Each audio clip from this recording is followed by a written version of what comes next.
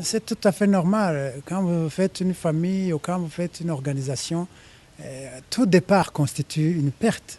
Ça, c'est certes. Mais aussi longtemps que nous défendons des valeurs, aussi longtemps que nous respectons la parole donnée, aussi longtemps que nous sommes restés sur les positions que nous avions rendues publiques et de façon formelle parce qu'on a toujours signé nos positions, je ne pense pas qu'on est perdu.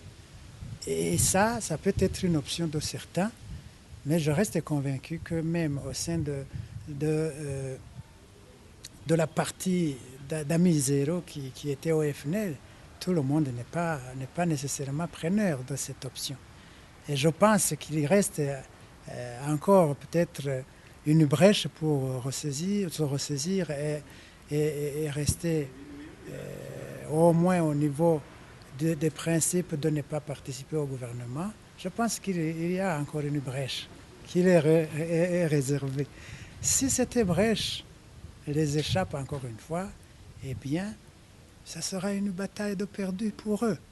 Mais pour nous, on va continuer le combat parce qu'après tout, on savait très bien qu'avec le forcing que Pierre Nkurunziza a engagé, avec le mépris qu'il a affiché devant la communauté internationale, devant toutes les forces morales et politiques de ce pays, rien ne pouvait l'arrêter. Même si Rwasa n'était pas preneur, il pouvait chercher d'autres. Il pouvait encore une fois faire revenir Gaston ou Jacques Bigirimana, aussi longtemps qu'il n'est pas respectueux de la loi.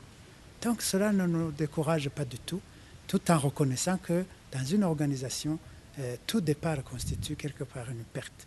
Mais cela ne va pas empêcher la machine de tourner. Parce qu'il y a lieu de se poser la question, et si le dialogue continuait, ce dont je suis sûr, le dialogue va reprendre, la force de Rwasa sera diluée, faute d'être complètement